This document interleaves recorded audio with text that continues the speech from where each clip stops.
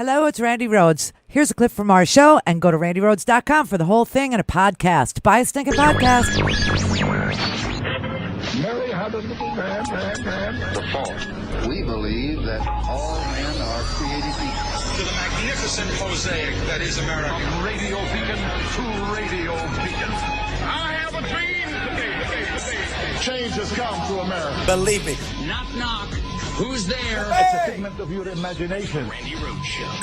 Turn up your mind. Mrs. DeVos, do you have any direct experience in running a bank? I do not. Do you ever managed or overseen a $1 trillion loan program? I have not. So no experience in managing a program like this.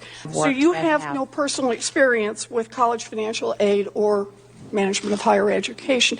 This is about accountability. You should resign. You should give back the money that you took while this scam was going on, and you should be criminally investigated by both the Department of Justice and the Securities and Exchange Commission. You knew there was a problem, and when you were asked about it, you lied. This is about personal responsibility. Wells Fargo cheated millions of people for years. You enabled this fake account scam, you got rich off it, and then you tried to cover it up. At best, you were incompetent. At worst, you were complicit. And either way, you should be fired. Tell me what 21st century Glass-Steagall means if it doesn't mean breaking apart those two functions. It's an easy question or an impossible question. It's actually a complicated question. I'll bet. Because of this breach, consumers will spend the rest of their lives worrying about identity theft. Small banks and credit unions will have to pay to issue new credit cards. But Equifax will be just fine. Heck, it could actually come out ahead. You've taken obvious joy in talking about how the agency will help banks a lot more than it will help consumers. But here's what you don't get, Mr. Mulvaney. This isn't about me. This is about active duty military. It's about first responders and students and seniors and families. You are hurting real people to score cheap political points. It's a simple yes or no question. Do you believe that it is immoral to set up a plan whose deliberate intent is to inflict harm on children? Senator, it's not appropriate for me to provide my personal opinion. You see the videos of some of these children being returned to their parents after long separations. They're dazed, they're unsmiling, they're dirty. It's like the life has been sucked out of them. And you were part of it, Ms. Kraninger. It is a moral stain that will follow you for the rest of your life. Thank God there's new flavors of White Claw. That's all I can say.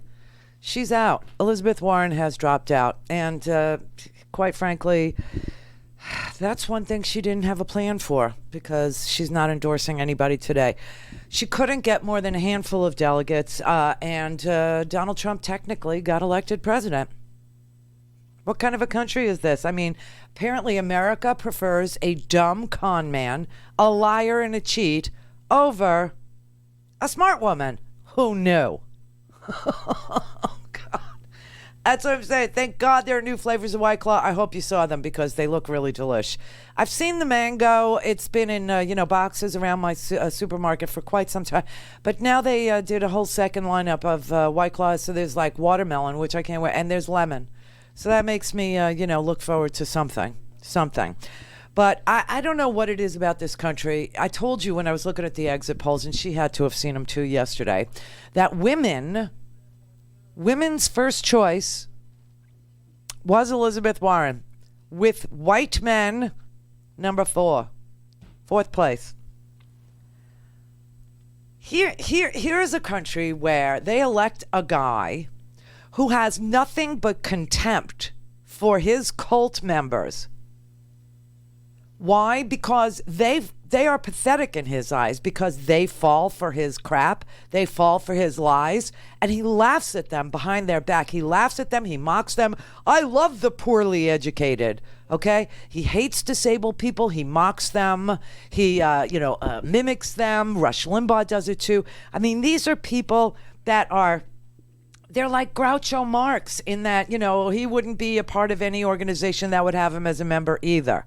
Do you know what I mean? And people literally prefer that over an intelligent woman who works her tail off, who took more selfies than the naked cowboy on 42nd Street, got out there for the last 14 months, presented plans to fix every systemic fraud that's been perpetrated upon middle-class people for probably 30, 40 years now. And she couldn't get delegates from white men. But I will say thank you to Elizabeth Warren. At least she exposed Mike Bloomberg. At least, she prevented Mike Bloomberg from getting the delegates. So in female parlance, I would say that is something of a block. You know what I'm saying? Let's call it a delegate block. She's good at delegate blocking. But her crowds were huge and enthusiastic, which means that qualifies you to be the opening act for like NSYNC or something. It doesn't make you president. So just keep that in mind. You could, open for Coldplay, apparently, if you're Elizabeth Warren, but that's about it. So God bless America is all I can say. My email's open. Hang on. God bless America. There. Here's what she said this morning. And no, she's not endorsing. So I announced this morning that I am suspending my campaign for president. I say this with a deep sense of gratitude for every single person who got in this fight, every single person who tried on a new idea, every single person who just moved a little in their notion of what a president of the United States should look like. I will not be running for president in 2020, but I guarantee I will stay in the fight for the hardworking folks across this country who've gotten the short end of the stick over and over. That's been the fight of my life, and it will continue to be so. So, Senator, what guidance would you give to your supporters who don't know who to support now? Well, let's take a deep breath and spend a little time on that. We don't have to decide that this minute. And I wonder what your message would be to the women and girls who feel like we're left with two white men to decide between. I know. One of the hardest parts of this is all those pinky promises and all those little girls who are going to have to wait 4 more years. That's going to be hard. Senator, why do you think, Senator? Will you be making an endorsement today? We know that you spoke with both Joe Biden and Bernie Sanders yesterday. Not today. Not today. I need some space around this, and want to take a little time to think a little more. I've been spending a lot of time right now on the question of suspending and also making sure that this works as best we can for our staff, for our team, for our volunteers. So Senator, what? I'm sorry? It could be coming, but just not right now. Not right now. Yeah, why have a person with integrity when you could have a person, with, testosterone? I don't even understand this. But she was not doing well. I just have to say, she was not doing well. And none of the women did well. I don't know if you realize this or not, but looking back, I just wanted to, jog your little memory here. When we had an embarrassment of riches, when we had 2,897 candidates, we had 6 women. 6 women. We had Elizabeth Warren, Amy Klobuchar, we had Kamala Harris, we had Kirsten Gillibrand, and Marianne Williamson, and Tulsi Gabbard.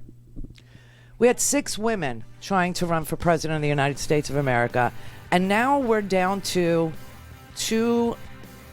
a 2-person race, and both of them, one is 77, one is 78. They're both white guys. And the next debate, which I think is March 15th, we'll check, but I think it's March 15th. The Ides of March, for some reason, it's in my head, will be Bernie and Biden. That will be the next debate. Everyone else has left.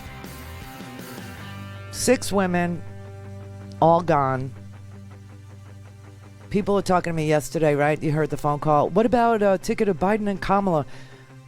Nobody voted for her. I don't know. I don't get it.